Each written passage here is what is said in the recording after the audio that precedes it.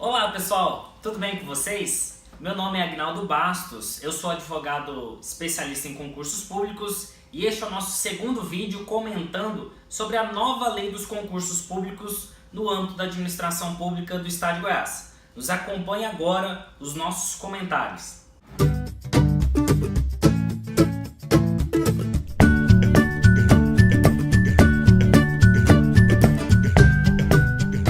Então pessoal, vamos lá para o nosso segundo comentário sobre a Lei 19.587 de 2017. Nesse vídeo, vou falar para vocês três tópicos basicamente dessa lei. Quero comentar sobre o artigo 9 e 10, que fala sobre as vagas do edital, o artigo 11 e 12, alguns incisos, e o artigo 13 dessa nova lei.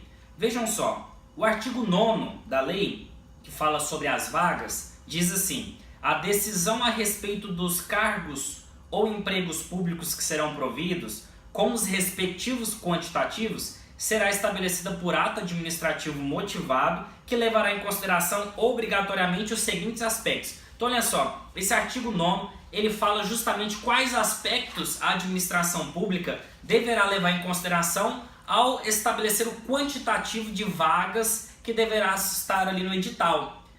O que a administração pública tem que levar em consideração para escolher quantas vagas será disponibilizado no edital para um determinado cargo? Os incisos aqui do artigo 9, eles falam os parâmetros que a administração pública deve levar em consideração. Primeiro ponto, o número de cargos e empregos vagos.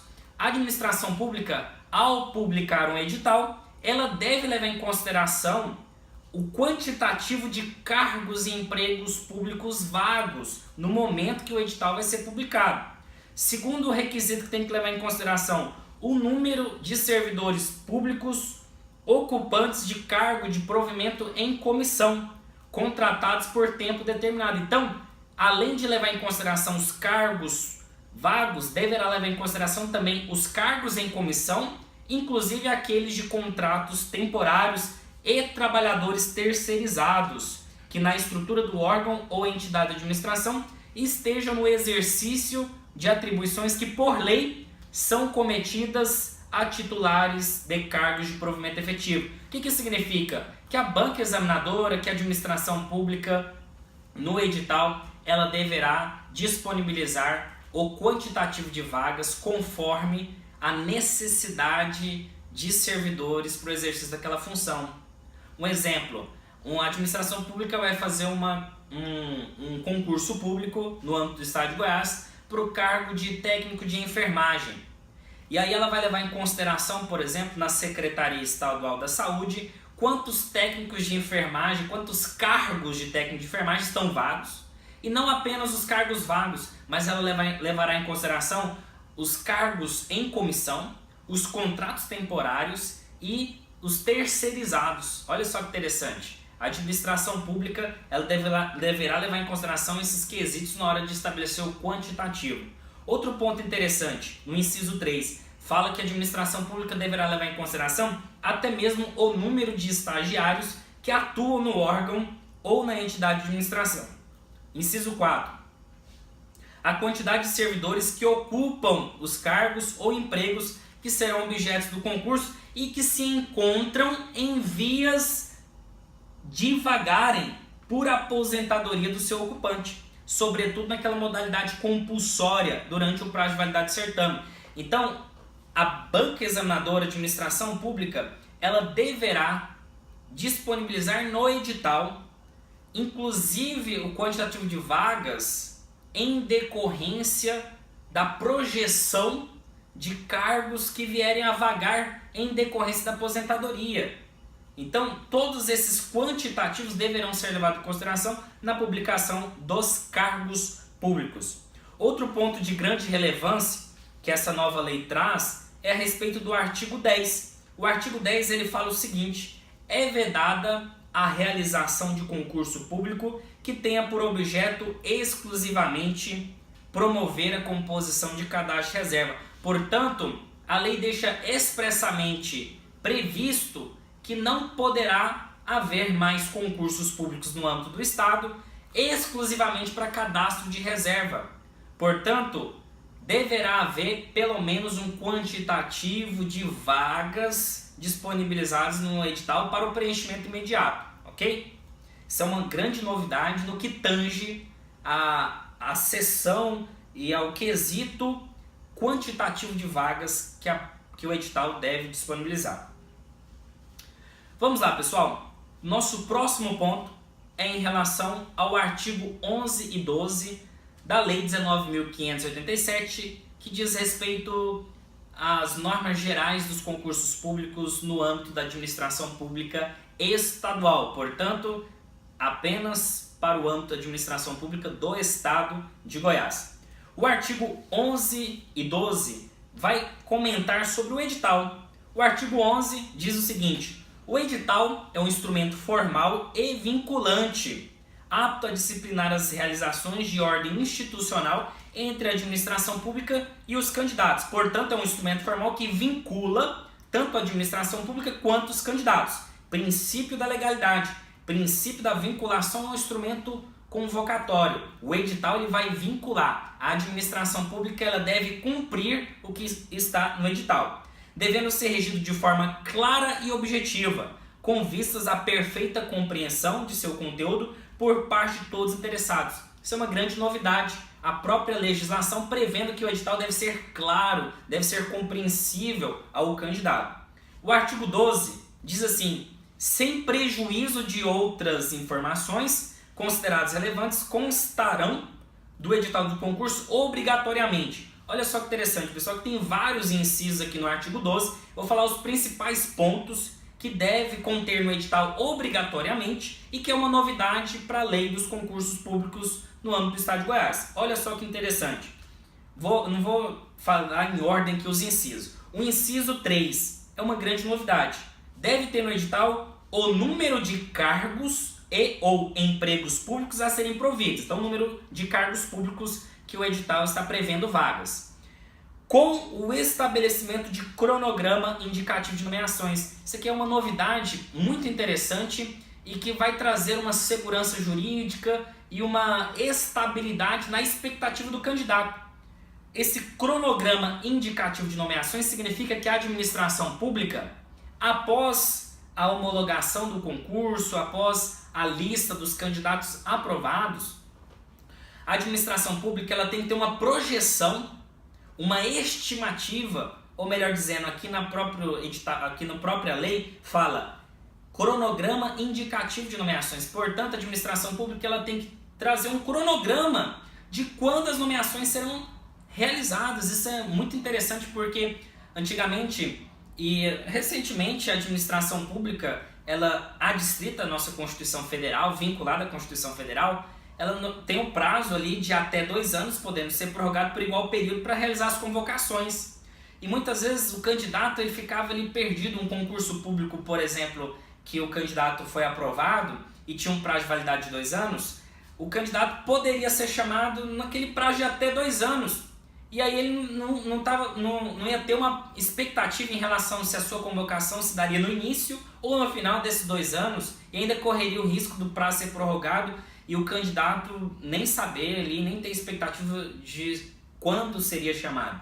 Agora, com essa nova lei, o edital tem que ser claro no que tange a um cronograma indicativo dessas nomeações. Isso é uma novidade, isso é muito interessante, vai trazer previsibilidade para o candidato do momento em que provavelmente ele será convocado, nomeado e empossado para entrar em efetivo exercício do cargo para o qual ele foi aprovado.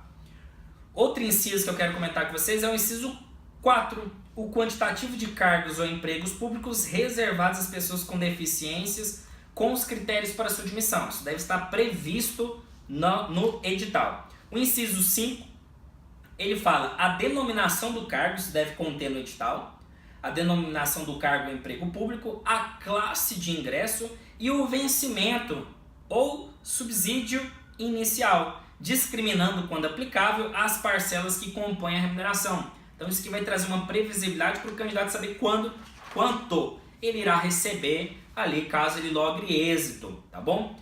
Outro inciso que eu quero compartilhar com vocês, e esse inciso aqui é uma novidade e de grande relevância para o candidato, que são os incisos 12 até o inciso 19, e eu já encerro esse vídeo, tá bom? O artigo 12, inciso 12. Olha só que interessante. A enunciação precisa, que deve conter no edital, obrigatoriamente, a enunciação precisa das disciplinas das provas, eventuais agrupamentos de provas e matérias e número de questões de cada disciplina, com os seus respectivos valores individuais e peso. Então isso que é muito interessante. No edital, deve haver, no conteúdo programático, em detalhes, os assuntos que serão abordados, os temas, de forma detalhada. Não pode mais simplesmente, de forma genérica, a banca examinadora cobrar nos concursos públicos, no conteúdo programático. Deve haver um enunciado preciso, específico, exato do assunto que será abordado. E, inclusive, deverá haver o quantitativo de questões que vai ter por disciplina. Aquela arbitrariedade que a administração pública tinha de disponibilizar o edital apenas matérias e não disponibilizava o quantitativo de questões que iria cair por disciplina. Isso não vai ter mais aqui no âmbito do estado de Goiás.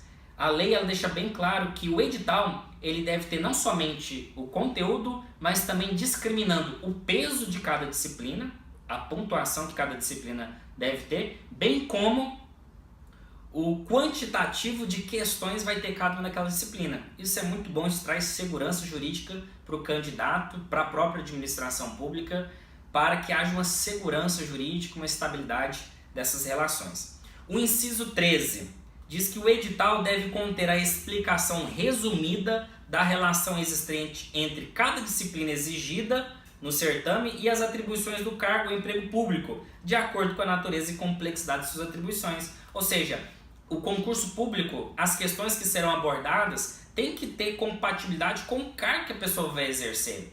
Essa é a finalidade do concurso público, selecionar o melhor candidato, a melhor pessoa para exercer aquela função. Então nada mais justo do que o próprio edital especificar os motivos pelo qual aquelas disciplinas estão sendo cobradas e demonstrar a relação das disciplinas com o cargo o qual o edital está prevendo o provimento de cargos públicos naquele determinado segmento.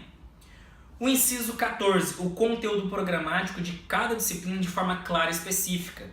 Então, o conteúdo tem que ser claro e específico e não poderá ser genérico, tá bom? Isso traz uma segurança para os candidatos. O inciso 15, a indicação das datas das realizações das provas, que somente poderão ser alteradas por razões de interesse público decorrente de fato superveniente devidamente comprovado, pertinente e suficiente para justificar a adoção de tal medida, atendido o disposto no parágrafo 4º do artigo 13 dessa mesma lei. Portanto, a data das provas, elas não poderão ser alteradas, salvo se acontecer um fato superveniente que realmente justifique e que seja devidamente comprovado pela administração pública. Isso é muito bom porque traz estabilidade, principalmente para candidatos que fazem provas de concurso de outros estados, onde muitas vezes ele precisa de comprar uma passagem para poder viajar e deslocar até aquela localidade para realizar a prova. Então, aqui no âmbito do estado de Goiás, a lei ela deixou bem claro que as datas elas não podem ser mudadas, exceto em situações muito específicas e peculiares, tá bom? Outro ponto importante aqui, inciso 17. A explicitação detalhada da metodologia de avaliação de cada fase do concurso público, inclusive das provas discursivas e orais, quando o caso, e das fórmulas de cálculo das notas. Isso traz uma segurança jurídica para o candidato, porque ele vai saber como que ele será avaliado nas suas provas, numa prova oral, numa prova discursiva, no teste de aptidão física, na avaliação psicológica, no teste psicotécnico. O candidato ele vai ter critérios objetivos e vai ser verificado qual que é a metodologia que a banca examinadora irá utilizar na avaliação da prova do candidato. Isso é bom para a administração pública porque estabelece critérios claros. Isso é bom para o candidato porque ele vai ter previsibilidade da metodologia dos critérios que serão utilizados, evitando assim que eliminações arbitrárias sejam cometidas pela banca examinadora. O inciso 18 é algo interessante, ele fala, é um reflexo das cláusulas de barreira. Olha só que interessante. A identificação precisa dos critérios para classificação e aprovação no concurso. Então, o edital tem que ser claro em relação a quais critérios o candidato será submetido para ser classificado e aprovado no concurso, sendo permitida a limitação do número de aprovados em cada etapa ou fase, quando o caso.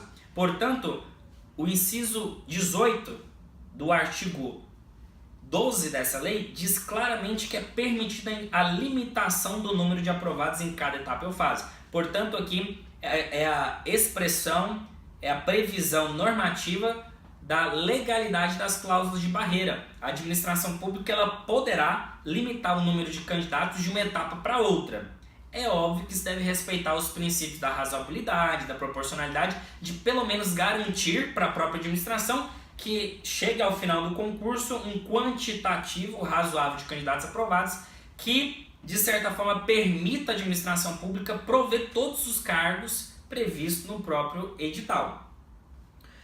Então, inciso 19 e último que quero compartilhar com vocês, que deve haver no edital a informação, quando houver previsão legal, de exames médicos específicos para o ingresso no serviço público. Então, nos exames médicos tem que ficar claro quais deverão ser apresentados, bem como a avaliação psicológica ou sindicância da vida pregressa com a apresentação de critérios objetivos para sua realização. Isso traz uma segurança. O candidato ele tem que saber, por exemplo, dentro da investigação da vida pregressa, o que poderá eliminar ou não. Muitas vezes a banca deixa aberto. Qualquer conduta que puder desabonar o candidato ele vai ser eliminado da conduta da avaliação da vida pregressa. Isso gera uma insegurança jurídica muito grande.